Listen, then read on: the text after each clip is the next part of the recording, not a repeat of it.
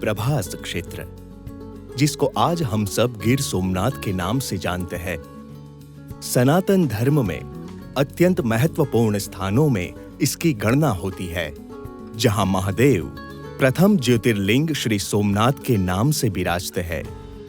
और इस क्षेत्र का चयन भगवान श्री कृष्ण व उनके बड़े भाई श्री बलराम ने अपने स्वधाम गमन लीला हेतु किया था। इससे इस क्षेत्र का महत्व सिद्ध होता है। इस क्षेत्र की एक ओर विशाल समंदर तथा दूसरी ओर पृथ्वी का सबसे पुराण पर्वत गिरनार है, जिसका हमारे शास्त्रों में रेवतांचल नाम है। आमतौर पर सोमनाथ नाम सुनते ही हमें महमूद गजनवी के द्वारा किए गए आक्रमणों का स्मरण होता है, जिसने कई बार इस मंदिर को खंडित किया है। परंतु आज हम आपको एक ऐसे रहस्यमयी मंदिर की यात्रा पर ले चलते हैं, जहां मोहम्मद गजनवी भी हार मानकर क्षमा याचना करके वापस लौट गया था। जिस मंदिर के शिवलिंग में जिंदा समा गई एक राजकुमारी और आज भी जिनके बाल की चोटी शिवलिंग के बाहर देखे व स्पर्श किए जा सकते हैं। सोमनाथ मंदिर से पैदल कुछ दूरी पर स्थित लीलावती भवन के बगल में एक रास्ता है, जहां 5000 साल पुरान द्वापर युग का एक शिवालय है। सोमनाथ पे आक्रमण के समय वह पर एक वाजा ठाकुर नाम के राजा थे, जिनकी एक वेणी नाम की पुत्री थी।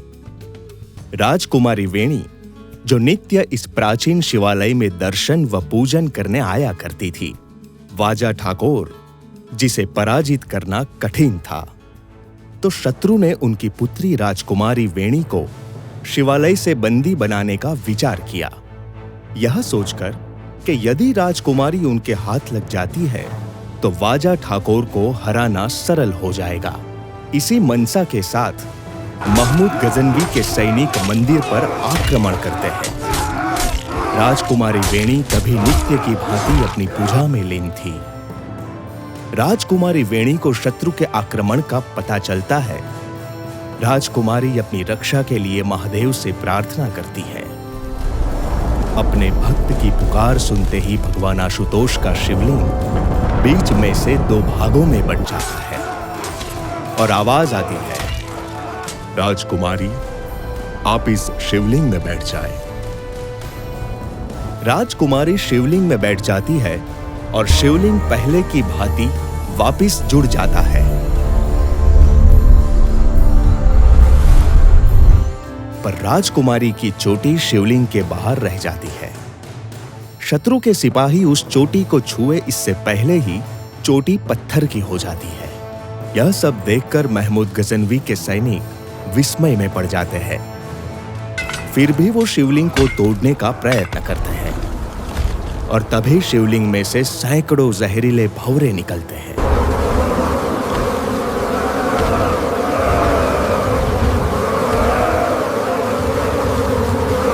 शत्रु के सैनिकों को मार देते हैं।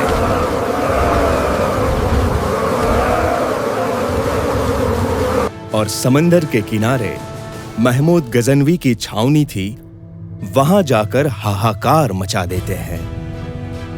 जब महमूद गजनवी इस पूरी घटना से अवगत होता है,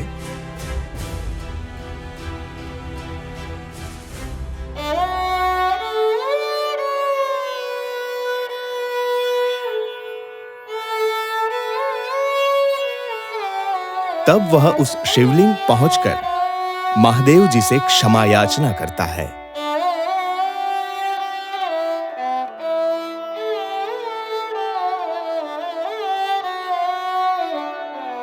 और वह सारे भंवरे उस शिवलिंग में वापिस समा जाते हैं। इस घटना से उस शिवालय का नाम राजकुमारी वेणी के नाम से जाना जाता है। वेणी के ईश्वर श्री वेणेश्वर महादेव।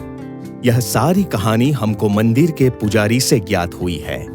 राजा राज्य करता था, उनके संतान में एक राजकुमारी थी, उनका नाम था विनोबाई।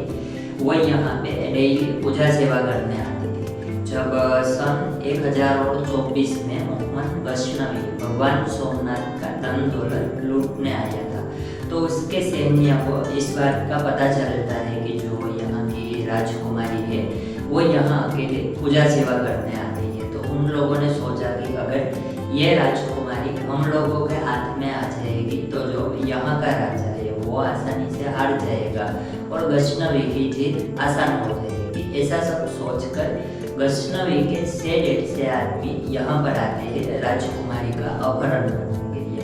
तो राजकुमारी भगवान से प्रार्थना करती है कि प्रभु आप मेरी रक्षा कीजिए। इतना सुनते ही ये शिवलिंग बीच में से खुल जाता है, दोनों ही साइड से फट जाता है। अंदर से आवाज आती है कि राजकुमारी आप इस शिवलिंग में बैठ जाइए। तो राजकुमारी आसन लगा के शिवलिंग में बैठ जाती है और शिवलिंग था वैसे ही बंद हो जाता है, पहले की तरह वापिस जुड़ जाता है। लेकिन जो राजकुमारी के बाल है, चोटी है, वो शिवलिंग के पीछे थोड़े बहुत बाहर रह जाते हैं। तो वो लोग वो बाल पकड़ने जा रहे थे, लेकिन भगवान की कृपा से उनका हाथ बाल को लगे, हाथ टच करे उससे पहले ही बाल शिवलिंग में ही पत्थर के बन जाते हैं। फिर भी वो लोग नहीं समझे और उन्होंने सोचा अभी ये शिवलिंग को ही तोड़ देते हैं, फिर ये बच के कहाँ जाएगी।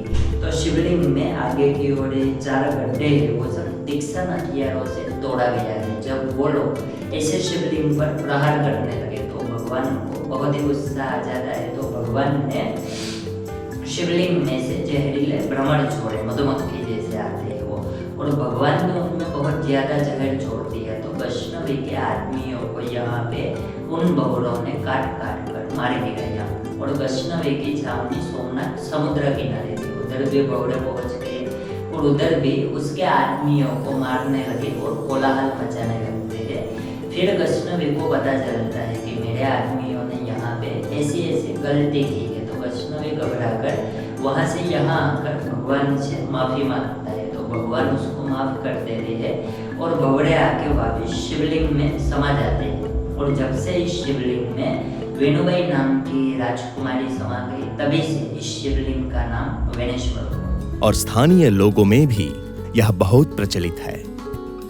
एक स्थानीय पंडित जी के अनुसार इस शिवलिंग का वेणेश्वर नाम होने से पहले वरुणेश्वर था, जिसकी स्थापना स्वयं वरुणदेव ने की थी, ऐसा उनका मानना है।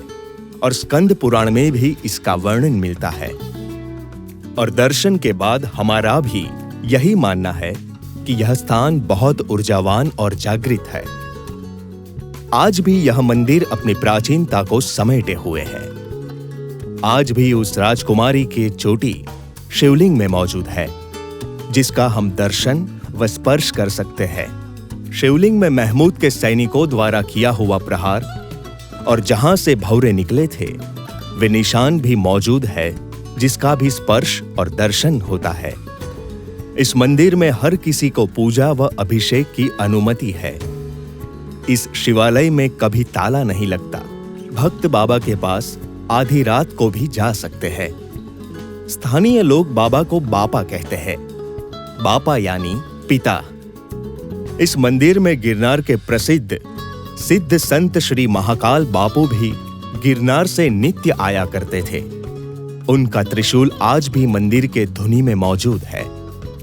मंदिर के प्रांगण में एक पुराण पीपल का वृक्ष है, जहां स्थानीय लोग पूजा करते हैं, और एक प्राचीन कुआं भी है। यहां नित्य बड़े बड़े सर्प दिखते हैं।